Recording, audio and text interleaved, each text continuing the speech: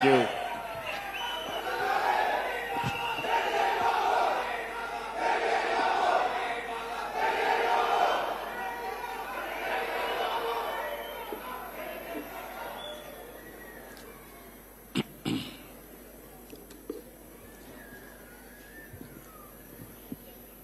His Excellency,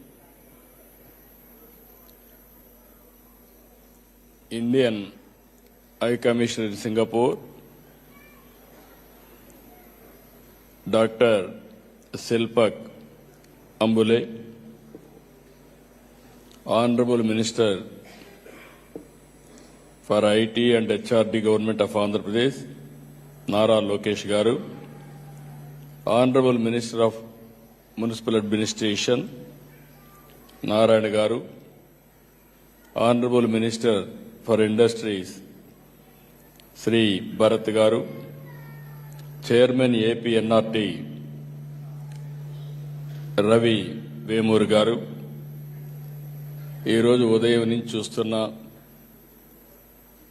నేను చాలా సార్లు సింగపూర్కు వచ్చాను గాని ఈసారి ఎంత ఉత్సాహంగా ఉన్నారంటే నా జీవితంలో ఎప్పుడూ సింగపూర్లో చూడలేదు అంత ఉత్సాహంగా ఉన్నారు.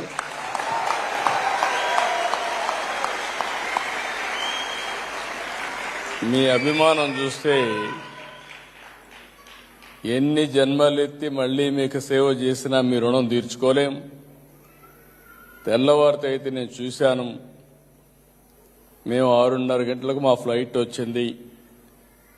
వచ్చినప్పుడు హోటల్కి వస్తే ఆ టైంలో చిన్న పిల్లలు కూడా కూచిపూడి డాన్స్ ప్రాక్టీస్ చేసి ఆడబిడ్డలు ఏదైతే కోలాటం కూడా ప్రాక్టీస్ చేసి బ్రహ్మాండంగా నన్ను రిసీవ్ చేసుకున్నారంటే, అది కూడా సింగపూర్లో రిసీవ్ చేసుకున్నారంటే నా జీవితంలో ఎప్పుడూ మరిచిపోలేనని చెప్పి మరొక్కసారి మీ అందరికీ విజ్ఞప్తి చేస్తున్నా. ఈరోజు మీ ఉత్సాహం చూస్తున్నా. ఈ ఉత్సాహం రాబోయే రోజుల్లో మీ అభివృద్ధికి, రాష్ట్ర అభివృద్ధికి దోహదం చేసిగా ఉండాల్సిన అవసరం ఉంది. ఇప్పుడే నారాయణ గారు నేను మాట్లాడుతుంటే ఒక చీటీ ఇచ్చాడు. సార్, మీరు ముఖ్యమంత్రి కాక మునుపు రాష్ట్రంలో సింగిల్ డిజిట్ ఇంజనీరింగ్ కాలేజీలు ఉండేటివి. మీరు ముఖ్యమంత్రి అయిన తర్వాత రెవెన్యూ డివిజన్కి ఒక ఇంజనీరింగ్ కాలేజ్ చెప్పి అనౌన్స్ చేశారు. అప్పుడు ఒక 30 దాకా వచ్చాయి. అది కూడా కాదు, ప్రతి ఒక్క నియోజకవర్గానికి ఒక ఇంజనీరింగ్ కాలేజ్ ఇస్తాం, లిమిటే లేదని చెప్పి మీరు అనౌన్స్ చేశారు. 3 సంవత్సరాల్లో 300 ఇంజనీరింగ్ కాలేజీలు ఆంధ్ర రాష్ట్రంలో వచ్చాయి. ఆ రోజు చాలా మంది నన్ను విమర్శించారు, ఎందుకు ఇంజనీరింగ్ కాలేజీలు పెడుతున్నాడని. నేను ఒకటే చెప్పాను, 95లో మీరు చూస్తే ఫస్ట్ టైం ఏదైతే ఇంటర్నెట్ రెవల్యూషన్ వచ్చింది, అంతకు మునిపే మన తెలుగు బిడ్డ పివి నరసింహారావు గారు 1991లో ఆర్థిక సంస్కరణ తీసుకొచ్చారు. భారతదేశం యొక్క ఆర్థిక వ్యవస్థకి దశ దిశ రూపకల్పన చేసిన వ్యక్తి పివి నరసింహారావు గారని చెప్పి నేను మీకు తెలియజేస్తున్నా.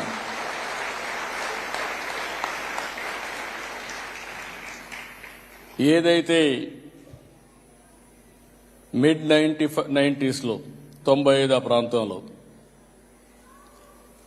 ఈ ఇంటర్నెట్ రెవల్యూషన్ వస్తానే నాకు ఒక ఆలోచన వచ్చింది. ఓసారి కొంతమంది కొన్ని ఇంట్యూషన్లు ఉంటాయి, అదే విజన్ అంటాం. భవిష్యత్ అంతా ఇన్ఫర్మేషన్ టెక్నాలజీకి ఉంటుంది, నాలెడ్జ్ ఎకానమీకి ఉంటుంది.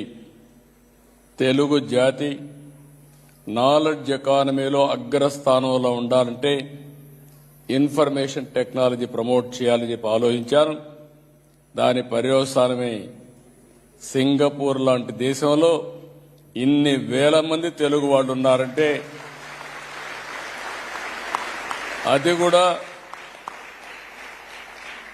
నాలెడ్జ్ ఎకానమీలో నేను మార్నింగ్ అడిగాను ఆడబిడ్డల్ని, ఏమమ్మా మీరంతా ఉద్యోగాలు చేస్తున్నారంటే, మీరు ఆ రోజు పెట్టిన కాలేజీల్లో ఐటీ చేశాం, ఈరోజు ఉద్యోగం చేస్తూ మీ మీద అభిమానంతో ఒక్క వారం రోజులు కోలాటం మళ్ళా మేము ప్రాక్టీస్ చేసి ఇప్పుడు ప్రదర్శన చేసే పరిస్థితికి వచ్చామని చెప్పినప్పుడు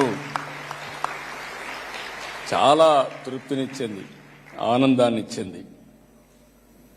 ఈరోజు మీరు ఒక్కసారి చూస్తే అమెరికాలో తెలుగువాడ సత్తా మనం ఒకసారి చూస్తే మొత్తం ఒకే విషయంలో నేను చూస్తున్నాను. నేను ఎక్కడ పోయినా చెప్తున్నా, ప్రపంచంలో 128 దేశాల్లో తెలుగు వాళ్ళు ఉన్నారు, ఇంకా ఎక్కువే ఉన్నారు. మా ఎన్ఆర్టీ రవి గారి లెక్కల ప్రకారం 128 దేశాలు ఇచ్చారు, ఇంకా ఎక్కువే ఉన్నారు. అయితే ఎక్కడ ఎత్తుక్కోవాల్సిన పని లేదు. ఏ దేశానికి వెళ్ళి ఒక పాష్ లొకాలిటీకి పోయి గట్టిగా తెలుగులో మాట్లాడితే 100 మంది గ్యాదర్ అయిపోతారు.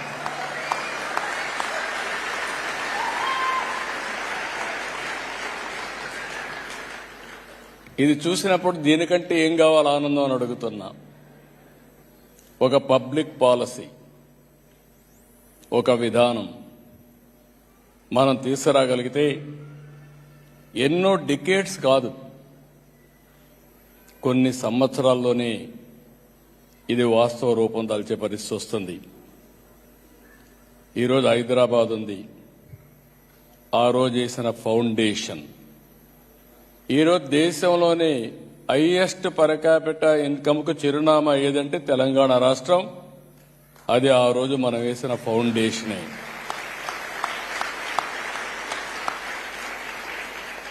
ఇప్పుడే నేను సింగపూర్ దేశానికి వచ్చాం. ఈరోజు వాళ్ళు 60వ స్వాతంత్ర దినాన్ని జరుపుకుంటున్నారు. ఈ సంవత్సరం 60 ఏళ్లే. ఈరోజు 60 ఏళ్లలో వాళ్ళు ఇది చేసుకుంటామంటే $85,000 US dollars per capital income. నాకు ఈ దేశం మీద చాలా అభిమానం, రెండోది గౌరవం కూడా. ఈ దేశం అంటే చిన్న దేశం, ఒక ఫిషర్మెన్ విలేజ్, ఒక దార్శనిక కళ. మలేషియాతో ఉంటే 2 దేశాలు కూడా ఇప్పుడు కూడా కలిసి పనిచేసుకుంటున్నారు. కానీ వీళ్ళు లాభం లేదని బయట బొమ్మంటే బయట వచ్చి ప్రపంచంలోనే ఒక గౌరవప్రదమైన దేశంగా తయారు చేశారంటే అది ఒక వ్యక్తి సాధించిన ఫౌండేషన్ వేసిన విధానం అని చెప్పి నేను మీకు తెలియజేస్తున్నా. ఒక నీతి, నిజాయితీ. ఓసారి అనిపిస్తుంది, నిన్నే గవర్నర్ అయ్యాడు అశోక్ గజపతిరాజు గారు. ఆయన ఫైనాన్స్ మినిస్టర్గా ఉండేవాడు. నేను ఫస్ట్ డెలిగేషన్లో ఆయన తీసుకుని ఇక్కడికి వచ్చాను. ఆయనకు సిగరెట్లు తాగడం సరదా, తాగుతానే ఉండేవాడు సిగరెట్లు. నేను ఎప్పుడు అనేవాడు, నువ్వు సిగరెట్ మానవయ్యా, లేకపోతే నీ ఆరోగ్యం పోతుంది, కొంచెం కంట్రోల్ చేసుకోమని చెప్పేవాడిని. సింపుల్ మ్యాన్, సిగరెట్లు తాగేవాడు. సింగపూర్కి వచ్చాడు, సిగరెట్ తాగడం మానేశాడు. నాకు ఆశ్చర్యం వేసింది. ఒక వ్యసనాన్ని ఇమ్మీడియట్ గా మానేస్తారంటే ఆశ్చర్యం వేసి అడిగా, ఏంటి అశోక్ ఎక్కడ సిగరెట్ కనపడలేదు ఏంటన్నా. సార్ ఇక్కడ పొరపాటున సిగరెట్ తాగితే $500 ఫైన్ వేస్తారు. నేను తెచ్చిందే $500. ఇప్పుడు $500 పోతే నేనేం చేయాలి సార్ అన్నాడు. That is the power of Singapore.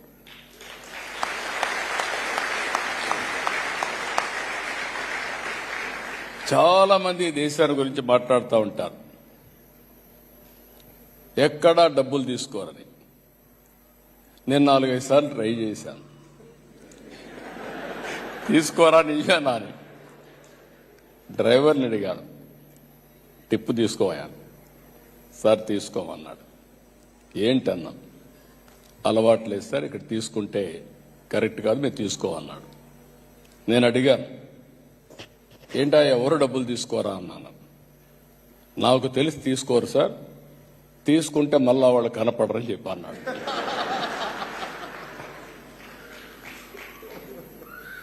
అంటే ఇవన్నీ చూసిన తర్వాత నాకు అడ్మిరేషన్ పెరిగింది.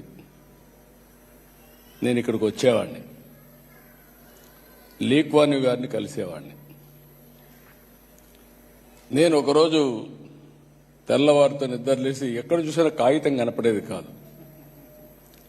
తెల్లవారితో ఆలోచించి హైదరాబాద్లో ఎక్కడ చూసినా కాగితాలే. అది చూసిన తర్వాత నాకు అనిపించింది, మనం కూడా ఇలాంటి ప్రాక్టీస్ చేయాలని ఎట్లా చేస్తున్నారంటే, రాత్రి బయలుదేరి రాత్రంతా మొత్తం ఊరంతా తిరిగి కడాన ఈ చెత్త ఏ విధంగా కలెక్ట్ చేస్తున్నారో చూసిన తర్వాత ఆ చెత్తని అప్పట్లోనే ఎనర్జీగా కన్వర్ట్ చేసే ప్లాంట్ కూడా వెళ్ళి చూసిన తర్వాత డిటో రాత్రి క్లీన్ చేసే వ్యవస్థ ఆంధ్రప్రదేశ్లో హైదరాబాద్ తీసుకొచ్చి ముందుకు పోయాం.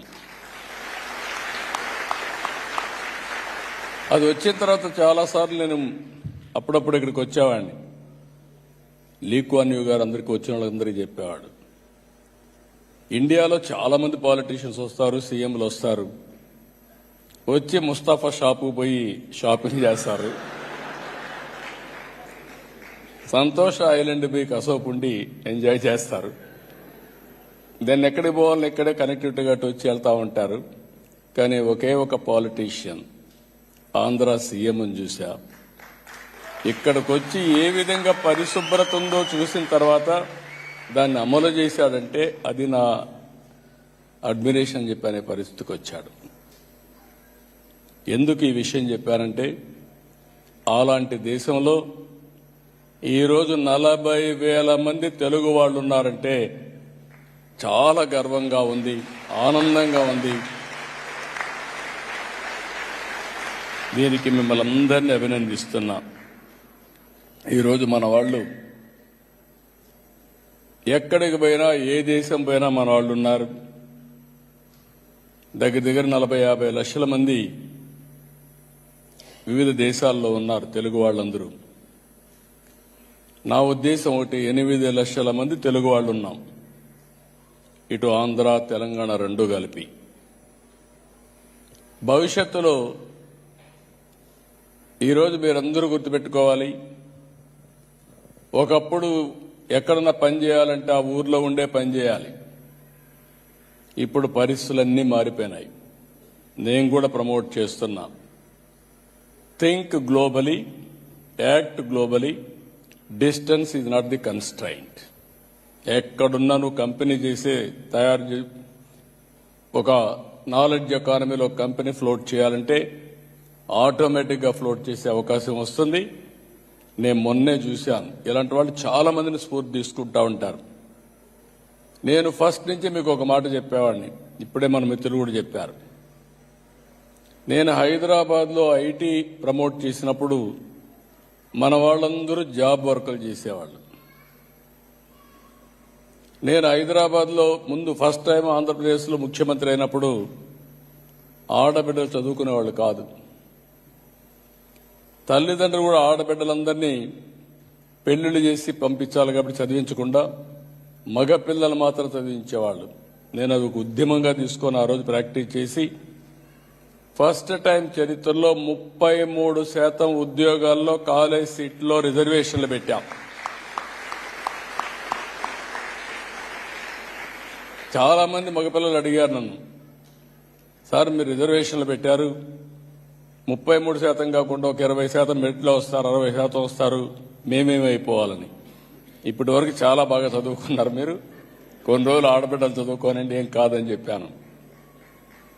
అప్పటికే మీరు ఒకసారి గుర్తుపెట్టుకోవాల్సింది, మొట్టమొదటిసారిగా ఆడబిడ్డల్ని గౌరవించిన వ్యక్తి, ఆస్తిలో సమాన హక్కే కాకుండా మహిళా యూనివర్సిటీ పెట్టిన వ్యక్తి నందమూరి తారక రామారావు గారు చెప్పి నేను తెలియజేస్తున్నాను. రాజకీయాల్లో కూడా మీరు చూస్తే 8% స్థానిక సంస్థల్లో రిజర్వేషన్లు తెచ్చారు. ఈ పాలసీస్ వల్ల వరకట్నం పోయింది. ఇప్పుడు రివర్స్ కట్నం వచ్చే పరిస్థితి వచ్చింది. I'm proud of it. నేను అప్పుడప్పుడు అడుగుతా ఉంటాను, భార్యాభర్త ఇద్దరు పనిచేస్తే ఎవరి ఆదాయం ఎక్కువ ఉందని. ఎవరి ఆదాయం ఎక్కువ ఉంది మీరు చెప్పండి? ఆడబిడ్డల ఆదాయం ఎక్కువ ఉంది. మేము కూడా మా ఇంట్లో కూడా వాళ్ళపైన ఆధారపడుతున్నాం.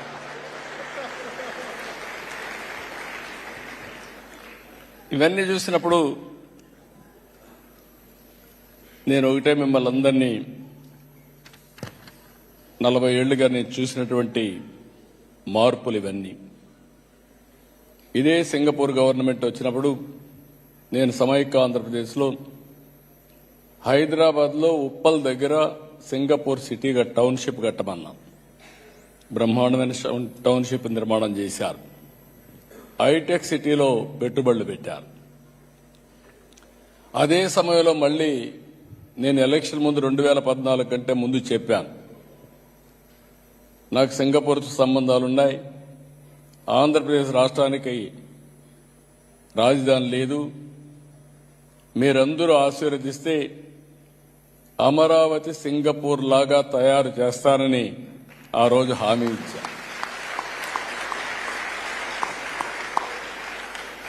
ఆ తర్వాత మీరు చూస్తే నేను నేరుగా సింగపూర్కి వచ్చాను. ఫస్ట్ టైం నేను ముఖ్యమంత్రి 95 అయితే సింగపూర్కి రాలా, అమెరికాకి వెళ్ళా. 15 రోజులు తిరిగా, అన్ని కంపెనీలు కలిసా. కడాన మైక్రోసాఫ్ట్ అధినేత బిల్ గేట్స్ కూడా కలిసా. మొత్తం తిరిగి ఐటీ కంపెనీల్ని ఇండియాకి తేవడానికి, ఆంధ్రప్రదేశ్ తేవడానికి ఆ రోజు కృషి చేశా. రెండోసారి ముఖ్యమంత్రి అయిన తర్వాత నేరుగా సింగపూర్కి వచ్చి, నాకు రాజధాని లేదు, మీరేం చేస్తారో తెలియదు, టెండర్లు పిలవాలని టైం అవుతుంది, నాకు ఫ్రీగా మాస్టర్ ప్లాన్ డీటెయిల్స్ తయారు చేయమని ఆ రోజు అడిగితే సెంట్రల్ క్యాబినెట్ తీసుకెళ్లి ఆ రోజున్న ప్రధానమంత్రి లీ గారైతే ఇమ్మీడియట్ గా ఆంధ్రప్రదేశ్ అమరావతికి మాస్టర్ ప్లాన్ తయారు చేస్తామని, ఫ్రీగా తయారు చేస్తామని చేసి పెట్టిన దేశం సింగపూర్ దేశం.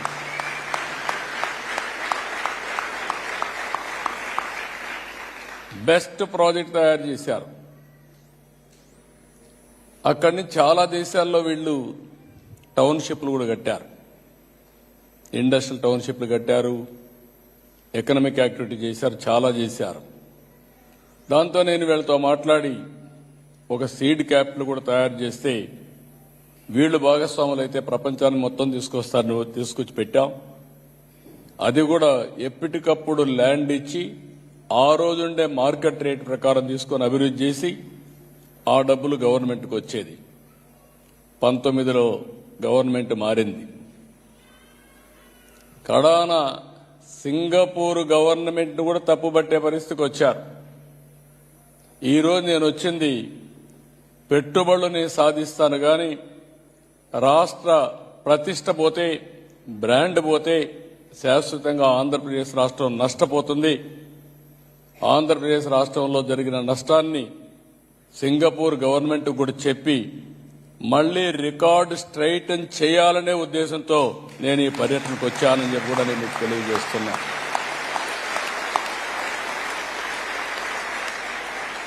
ఈరోజు మీరందరూ ఉన్నారు ఇక్కడ. ఏ ఒక్క వ్యక్తి మీరు తప్పు చేస్తే ఆ వ్యక్తి పేరు చెప్పడమే కాకుండా ఇండియాలో ఆంధ్ర వాళ్ళు చేశారు, తెలుగు వాడు చేశారంటారు.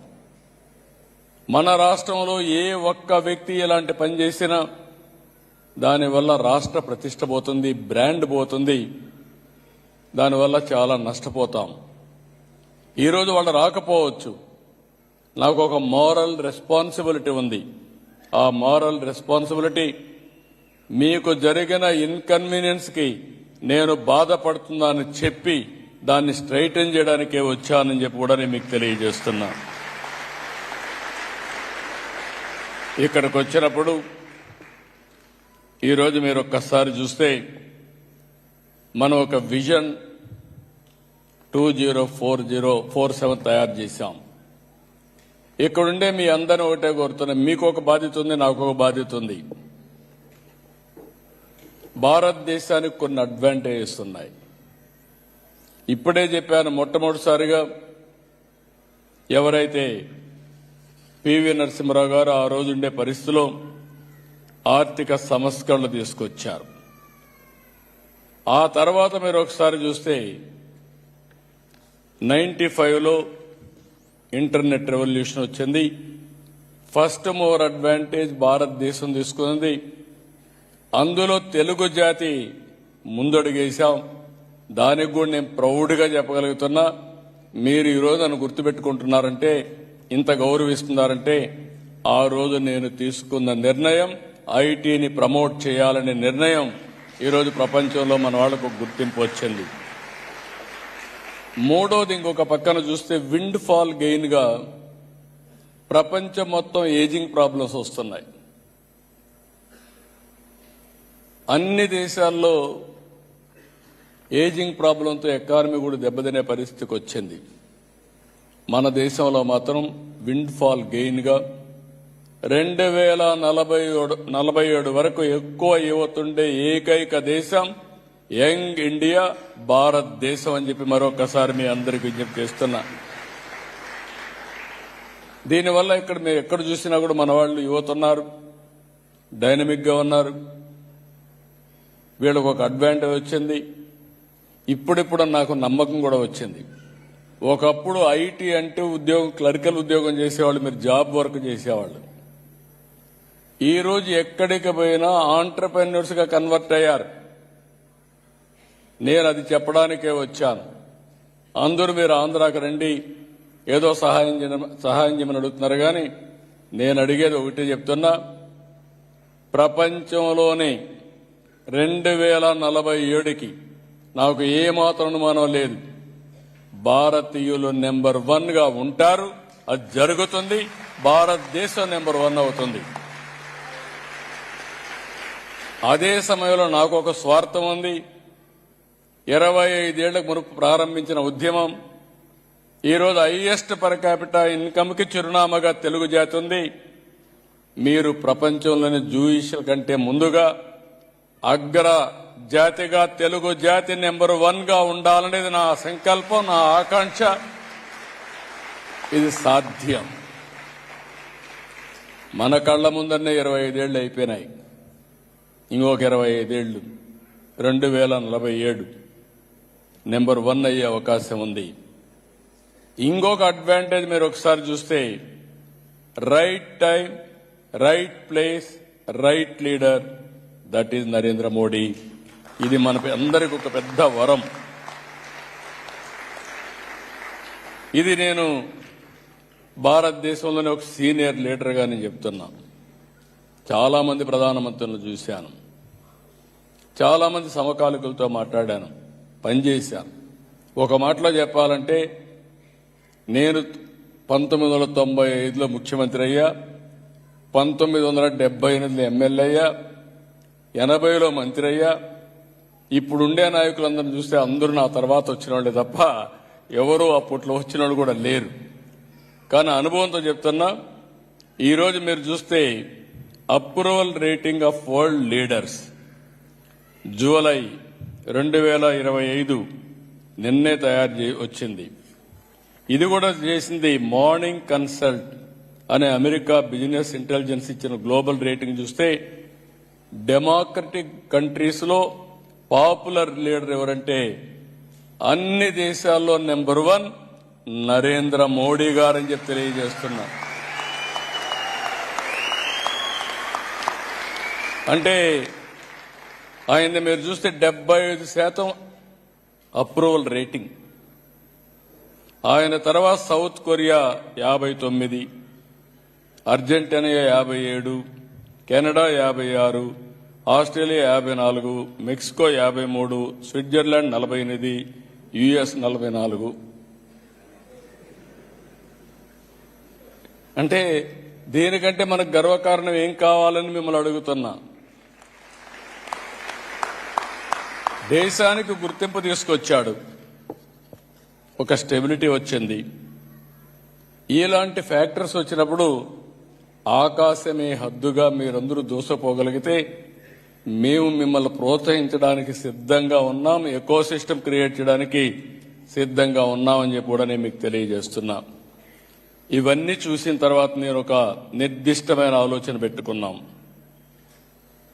2047 నరేంద్ర మోడీ గారు వికసిత్ భారత్, నా సంకల్పం స్వర్ణాంధ్రప్రదేశ్. స్వర్ణాంధ్రప్రదేశ్లో హెల్తీ, వెల్తీ, హ్యాపీ సొసైటీ సంకల్పంగా పెట్టుకున్నాం. $2.4 ట్రిలియన్ ఎకానమీ క్రియేట్ చేయాలని, పర్ క్యాపిటా ఇన్కమ్ 55 లక్షల పర్ క్యాపిటా ఇన్కమ్ తయారు కావాలనే సంకల్పం అని చెప్పి కూడా నేను మీకు తెలియజేస్తున్నా. ఇవి చేసినప్పుడు ఇక్కడే మీరు చూస్తే కొంతమందికి డౌట్ వేస్తుంది. అమెరికాలో మొత్తం 43 దేశాలకు సంబంధించిన సంపన్నుల జాబితా తయారు చేశారు. అందులో 125 మంది తేలితే 12 మంది భారతీయులు ఉన్నారు. అందులో మన నాదేళ్ల సత్య కూడా ఉన్నాడు. నేను ఆ రోజు హైదరాబాద్లో మైక్రోసాఫ్ట్ తీసుకొస్తే నాదేళ్ల సత్య మైక్రోసాఫ్ట్లో పనిచేస్తూ మైక్రోసాఫ్ట్ సీఈఓగా అయ్యాడంటే అది ఆయన చూపించిన చొరవ, కష్టపడిన విధానం, ఆయన ప్రతిభ అని చెప్పి కూడా నేను మీకు తెలియజేస్తున్నా. ఈరోజు అమెరికాలో పర్ క్యాపిటల్ ఇన్కమ్ మీరు ఒకసారి చూస్తే 71,000 అమెరికన్స్ యొక్క పర్ క్యాపిటల్ ఇన్కమ్. అదే Indians per capital income 1,51,000, more than double. అదే మరి ఇంకొక పక్కన తెలుగు వాళ్ళు చూస్తే ఇంకొంచెం ఎక్కువే ఉంటారు, ఎందుకంటే వీళ్ళు ఆంటర్ప్రెన్యూర్స్గా ఉన్నారు. అయితే ఇక్కడ ఒక విషయం మీ అందరికీ గుర్తు చేస్తున్నాం. భారతదేశానికి, భారతీయులకి, మనకు కానీ ఒక మంచి అవకాశం, ప్రపంచానికి సేవలు అందించే అవకాశం వచ్చింది నాలెడ్జ్ ఎకానమీలో. ఈ అవకాశాన్ని దుర్వినియోగం చేసుకోకుండా మనం కానీ సద్వినియోగం చేసుకోగలిగితే ప్రపంచానికి ఉపయోగపడతాం, సమాజానికి ఉపయోగపడతాం. తద్వారా మన గౌరవం పెరుగుతుంది. నేను ఎప్పుడూ మీకు ఒకే మాట చెప్తున్నా, ఇది కర్మభూమి. మీకు అవకాశాలు కల్పించింది. అవకాశాలు కల్పించిన ఈ దేశానికి మీరు అభివృద్ధి కోసం పనిచేస్తున్నారు. అదే సమయంలో సమాజ సేవకు కూడా మీరు ఉపయోగపడే విధంగా ఆ దేశ పరిస్థితులను బట్టి మీరు ముందుకు పోవాల్సిన అవసరం ఉంది. రెండోది, మీరు పుట్టినది జన్మభూమి. మీరు అక్కడ పెరిగారు. అక్కడ ట్యాక్స్ పేయర్స్ మనీతో మీరు పైకి వచ్చారు. మనతో పుట్టిన వాళ్ళు ఇంకా చాలా మంది పేదరికంలో ఉన్నారు. మన బంధువులు ఉన్నారు, మన ఇంటి పక్కన ఉన్నారు, మన ఊరిలో ఉన్నారు. మనకు ఒక బాధ్యత ఉంది. తిరిగి సమాజానికి ఇచ్చే బాధ్యత కూడా మన మీద ఉంది. ఈ రెండు కూడా బ్యాలెన్స్ చేసుకొని మీరు ముందుకు పోతే తిరుగులేని విజయాన్ని మీరు సాధిస్తారు. దానికోసమే నేను మిమ్మల్ని అందరినీ ఒకటే చెప్తున్నా. నేను ఈరోజు వచ్చి వెళ్ళిపోవచ్చు. నేను ఒకటే ఆలోచిస్తున్నా. నేను ఒక సంకల్పం కోసం పనిచేస్తున్నాను కాబట్టి నేను ఏ దేశానికి పోయినా తెలుగు వాళ్ళని కలవకుండా ఎళ్లను. మీతో మాట్లాడి కొంత సమయం వెచ్చించిన తర్వాతనే ఇక్కడి నుంచి వెళ్తాను. దానికి కారణం మీరు చేసే మంచి పనులకు చేయూతనివ్వాలి. ఒక రాష్ట్ర ప్రభుత్వం ఒక సావరిన్ అధికారంగానే మీకు సపోర్ట్గా ఉంటే మీరు అనుకున్న లక్ష్యాలను చేసుకునే అవకాశం కూడా వస్తుంది. ఇప్పుడే మిత్రులు మాట్లాడుతూ కొన్ని విషయాలు చెప్పారు. ఒక మంచి ఎన్ఆర్టీ, అవసరమైతే కొన్ని దేశాలకు సంబంధించిన మిమ్మల్ని అందరినీ ఎన్ఆర్టీలు పెడతాం. తెలుగుదేశం పార్టీకి అనుబంధ సమస్య ఎన్ఆర్ఐ ఉంది. కానీ తటస్థంగా ఉండడానికి ప్రభుత్వ వ్యవస్థ కింద ఎన్ఆర్టీ తీసుకొచ్చాం. నాన్ రెసిడెంట్ తెలుగు వారందరి కోసం ఎన్ఆర్టీ తీసుకొచ్చాం. ఈరోజు మన వాళ్ళు ఆంధ్ర సిఎక్స్ఓ క్లబ్ పెట్టారు. ఇప్పుడే మన వాళ్ళు మాట్లాడినప్పుడు చాలా విషయాలు మాట్లాడారు. ఈ రోజు ఈ దేశంలో మనం చూస్తున్న ఆల్ టెక్నాలజీస్లో అడ్వాన్స్డ్గా ఉన్నారు. మనకు అనేక వనరులు ఉన్నాయి, మామూలు వనరులు కాదు. ఈరోజు నిన్నే నేను అనౌన్స్ చేశా గ్రీన్ హైడ్రోజన్ వ్యాలీ. ఇప్పుడిప్పుడే సోలార్ కానీ విండ్ కానీ పంప్డ్ ఎనర్జీతో ముందుకు పోతున్నాం. భవిష్యత్తు గ్రీన్ హైడ్రోజన్ది. దీనికి ఇంకొక పక్క మనకు పోర్ట్లు కూడా ఉన్నాయి. ఈ 4 ఉపయోగించుకోగలిగితే మనకు అవసరమైనటువంటి గ్రీన్ ఎనర్జీ వాడుకోవడమే కాకుండా ప్రపంచానికి గ్రీన్ హైడ్రోజన్ ఎగుమతులు చేసే అవకాశాలు భారతదేశానికి ఉంటాయి. అందులో ఆంధ్రప్రదేశ్కి ఎక్కువ అవకాశాలు ఉన్నాయి. ఇందులో మీ అందరికీ ఎక్కువ అవగాహన ఉంది, విదేశాల్లో ఉండే మీ అందరికీ అవగాహన ఉంది. భారతదేశంలో ఫస్ట్ టైం, ఒకప్పుడు మీరు చూస్తే నేను హైటెక్ సిటీ ఐటీని ప్రమోట్ చేశా. ఈరోజు quantum valley artificial intelligence promote చేస్తున్నా. డీప్ టెక్నాలజీ వచ్చింది. ఆల్ టెక్నాలజీస్ అనుసంధానం చేసుకుంటే కష్టపడాల్సిన పని లేదు, స్మార్ట్గా పనిచేస్తే సరిపోతుంది. అదే చెప్తున్నాను. ఇంత మునుపు హార్డ్ వర్క్ చేయమనేవాడిని, ఇప్పుడు పని చేయొద్దు అంటున్నా, స్మార్ట్ వర్క్ చేయమంటున్నా. ఒక ఫోన్ ఉంటే చాలు, ఏం జరుగుతుందో మీరు చూసుకోవచ్చు, ఫోన్ ద్వారానే ఆపరేట్ చేయొచ్చు. వర్చువల్ గవర్నెన్స్ నేను సింగపూర్లో ఉన్న, అమరావతిలో ఉన్నట్టే ఎవ్రీ టైం నా ఒకసారి చూసుకుంటాను, ఒక గంటకు ఒకసారి ఏం జరిగిందో. ఎక్కడన్నా కానీ తప్పులుంటే ఇమీడియట్గా ఇన్స్ట్రక్షన్స్ పెట్టి కరెక్ట్ చేస్తాను. అలాంటి అవకాశాలు వచ్చే పరిస్థితి వచ్చింది. అందుకే క్వాంటమ్ వ్యాలీకి వెళ్ళాం. ఇప్పుడు మీరు ఇక్కడ ఉన్నారు, అనేక అవకాశాలు అక్కడ ఉన్నాయి. అగ్రిటెక్లో ముందుకు పోతున్నాం. హెల్త్లో మీరు చూస్తే bill gates foundation, government of Andhra Pradesh, TCS కలిసి ఏదైతే డిజిటల్ నర్వ్ సెంటర్ కింద మొత్తం ఆన్లైన్లో మొత్తం తీసుకొచ్చి ప్రివెంటివ్, క్యూరేటివ్, రియల్ టైం మానిటరింగ్కి వెళ్లే పరిస్థితికి వస్తున్నాం. కాస్ట్ ఎఫెక్టివ్ హెల్త్ కేర్ ఇచ్చి ఆర్టిఫిషియల్ ఇంటెలిజెన్స్ కూడా ఉపయోగించుకొని తద్వారా అందరికీ గైడెన్స్ ఇచ్చేట్టుగా, నర్స్ వరకు గైడెన్స్ ఇచ్చే విధంగా, పేషెంట్ కూడా గైడెన్స్ ఇచ్చే విధంగా ముందుకు పోతున్నాం. ఈరోజు ఒక పోర్ట్ ఇక్కడ సింగపూర్లో, ప్రపంచంలోనే అతిపెద్ద పోర్టులో రెండోది. రేపో ఎల్లుండి ఇంకొక పోర్ట్ డెవలప్ చేస్తున్నారు. That will be number 1 in the world.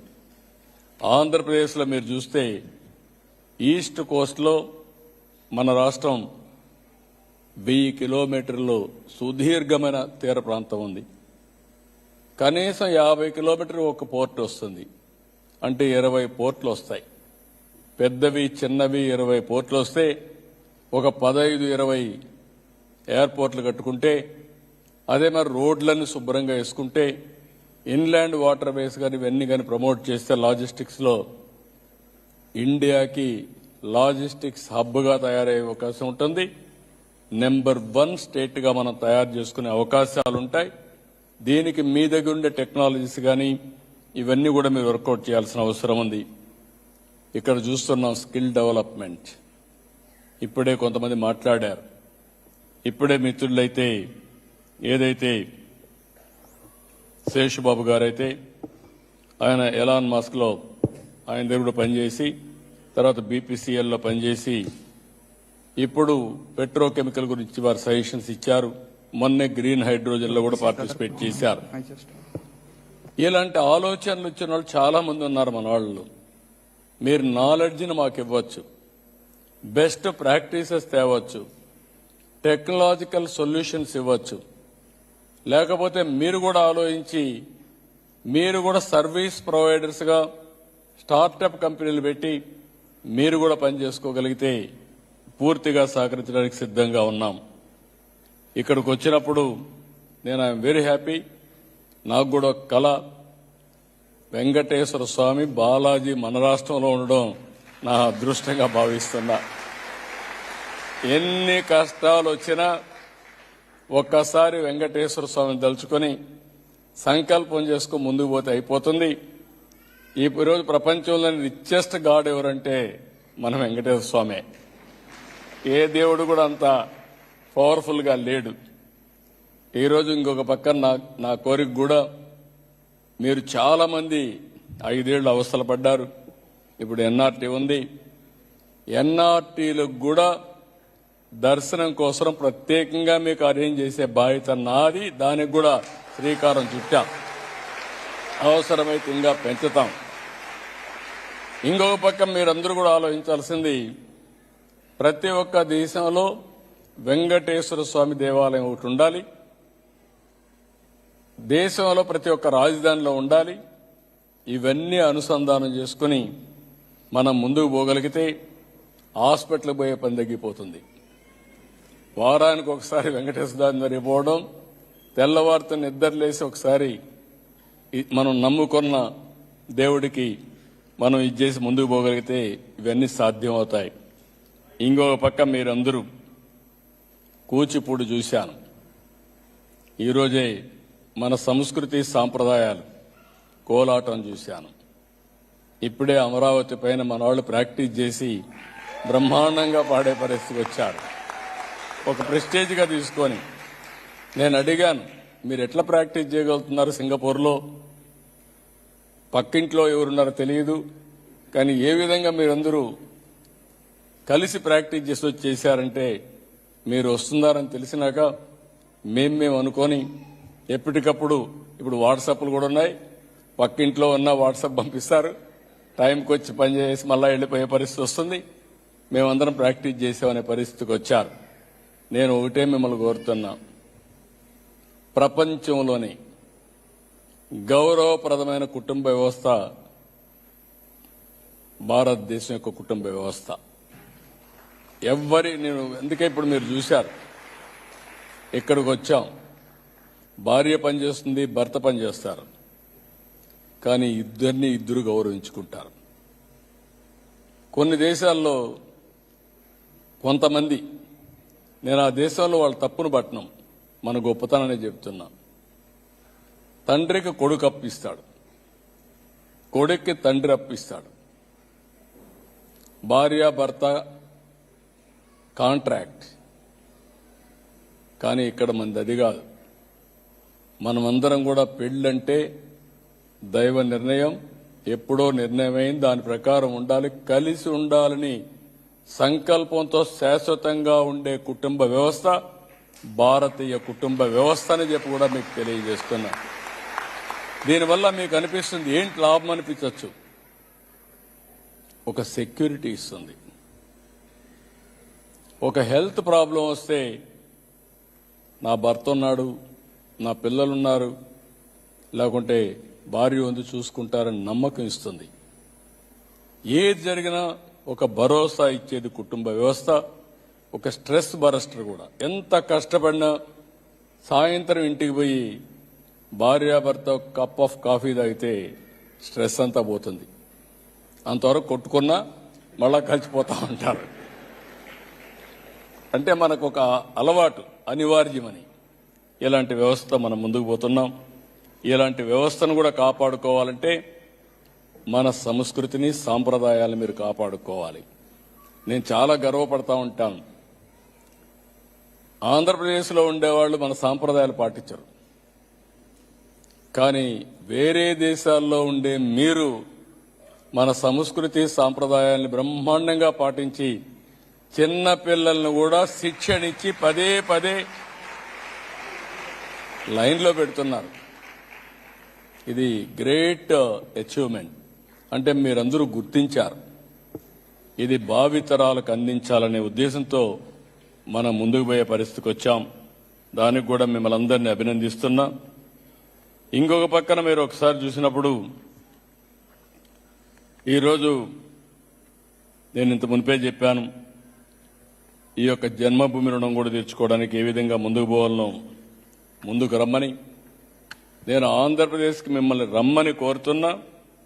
అదే సమయంలో మీరు ఎక్కడెక్కడున్నారో ఎన్ఆర్టీ ద్వారా ఆ దేశంలో మీరందరినీ కూడా పైకి తీసుకొచ్చే వ్యవస్థ కోసం మనం ముందుకు పోదాం. అపారమైన అవకాశాలు ఉన్నాయి. మీరు దృష్టి పెట్టి ఒకరు ఇప్పుడు కూడా మీరు చూస్తే 95 కంటే ముందు ఆంధ్ర రాష్ట్రంలో వ్యవసాయ రాష్ట్రం అంది. నేను ఐటీని ప్రమోట్ చేయడమే కాకుండా ఆంటర్‌ప్రెన్యూర్స్ని ప్రమోట్ చేశాను. సింగపూర్ కూడా 4-5 సార్లు ఇంత మునుపు కూడా తీసుకొచ్చాను.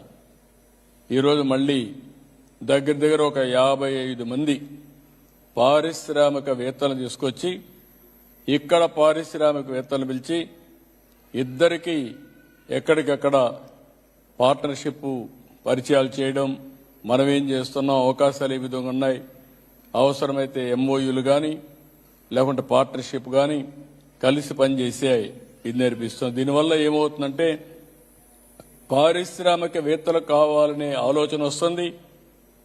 ఆంధ్రప్రదేశ్ రాష్ట్రం పారిశ్రామికవేత్తలను కూడా గౌరవిస్తున్నారనే ఆలోచన వస్తుంది. దీనివల్ల ఇక్కడ వాళ్ళు గౌరవిస్తారు. దీనివల్ల ఒక్క విషయం మనం గుర్తుపెట్టుకోవాలి, నేను చాలా స్ట్రాంగ్గా నమ్ముతాను, సంపద సృష్టిస్తేనే ప్రభుత్వానికి ఆదాయం వస్తుంది. ప్రభుత్వానికి ఆదాయం వస్తేనే సంక్షేమ కార్యక్రమాలు చేస్తాం, మళ్ళా సంపద సృష్టించే పరిస్థితి వస్తుంది. మొన్న ఎలక్షన్లో మీరందరూ ఉన్నారు, నేను చాలా గర్వపడుతున్నా. ఒక విధంగా చెప్తే నేను రుణపడున్నా. మొన్న ఎలక్షన్ ముందు జరిగింది, చేయని తప్పుకు నేను ఆ రోజు జైలుకు పోయే పరిస్థితి వస్తే 53 రోజులు నేను జైల్లో ఉంటే నేను చూసేవాడిని. దగ్గర 70, 80, 90 దేశాల్లో పనులన్నీ వదిలిపెట్టి ఎక్కడ వేరే దేశాలంతా కూడా మీరు నా కోసరం మీరు పడిన తపన, ఆందోళన నా జీవితంలో ఎప్పుడు కూడా మరిచిపోలేను.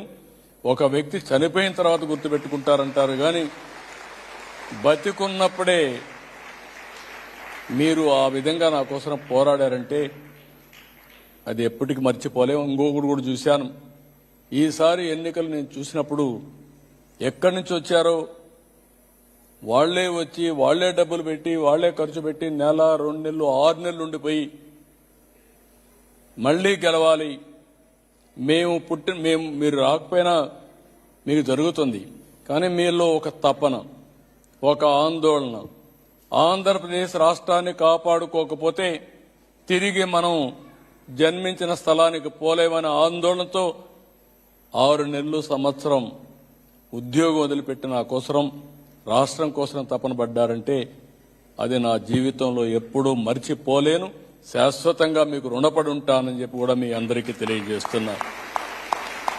అయితే అలాంటి స్ఫూర్తి చూపించిన మిమ్మల్ని నేను కోరేది ఒకటే, ఈరోజు మీరందరం కూడా ఒక బాధ్యతగా వెళదాం. ఈరోజు సింగపూర్ ఉంది, 60 ఏళ్లు, $85,000 పర్ క్యాపిటా ఇన్కమ్. వీళ్ళకంటే ముందు మనకు స్వాతంత్రం వచ్చింది, మొన్నే 78 ఏళ్ళు అయిపోయింది మనకి. ఇప్పటికీ ఇంకొక 22 ఏళ్లలో 100 years ఇండిపెండెన్స్ అవుతుంది. వీళ్లతో మనం కంపేర్ చేసుకుంటే మనకు $2,500, $2,600 పర్ క్యాపిటా ఇన్కమ్.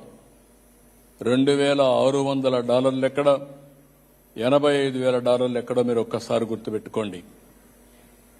వీళ్ళు మనకంటే కూడా వెనకబడి ఉన్న వ్యక్తులు, కానీ ఈరోజు అగ్రస్థానానికి వచ్చారంటే వాళ్ళు తీసుకున్న నిర్ణయాలు, అక్కడ పరిపాలనలో చూపించిన చొరవ, నీతి నిజాయితీ కారణం. అందుకే నేను మీరు చదువుకున్న వ్యక్తులు కాబట్టి ఒక సుస్థిరమైన ప్రభుత్వం ఉంటే ఎన్నో సాధించే అవకాశం వస్తుంది. నేను అప్పుడప్పుడు అంటాను, 2004 తిరిగి మనం ఉంటే సింగపూర్తో సమానంగా మనం కూడా ముందుకు పోయేవాళ్ళం. ఆ ఒక్క అది ఏమన్నా నాకు తెలియదు, కానీ నా తప్ప ప్రజలు అప్పుడు ఇదయ్యారా అదొక విషయం. మళ్లీ 2019లో మళ్లీ గెలుసుంటే అమరావతి ఇప్పటికి పూర్తి అయిపోయి, పోలవరం పూర్తయి మళ్లీ పట్టాలిగా ముందుకు పోయేవాళ్ళం. అక్కడ ఒక గ్యాప్ వచ్చింది.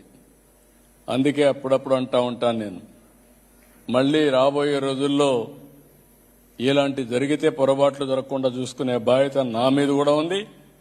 దీన్ని సరైన ట్రాక్లో పెట్టే బాధ్యత ఎన్ఆర్ఐలుగా మీ మీద, ప్రజల మీద ఉందని చెప్పి మరొక్కసారి మీ అందరికీ విజ్ఞప్తి చేస్తున్నా. ఆ విషయాలన్నీ మనం మళ్లీ మాట్లాడుకుందాం. ఇక్కడికి వచ్చినప్పుడు నేను మిమ్మల్ని ఒకటే కోరుతున్నా. ఈరోజు ఇక్కడ మన రవి గారు కూడా వీళ్ళు ఒక మాట అన్నారు. ఈరోజు సింగపూర్లో బెంగాలీ, హిందీ, తమిళ్ రెండో భాష కింద వాళ్ళందరికీ కూడా ప్రోత్సహిస్తున్నారు. తెలుగు కూడా సెకండ్ లాంగ్వేజ్గా పెడితే బాగుంటుందని తెలుగు వారి కోరిక. 40,000 మంది ఉన్నాం. నేను కూడా టేకప్ చేస్తా. I'm requesting his excellency high commissioner to take up with this issue to Singapore government. I am confident either today or tomorrow they are going to recognize us, and also if necessary Government of India నుంచి కూడా ఈ ప్రభుత్వానికి విజ్ఞప్తి చేస్తామని చెప్పి కూడా నేను మీకు తెలియజేసుకుంటూ, ఇప్పుడు నేను మిమ్మల్ని కోరేది ఒకటే. నెక్స్ట్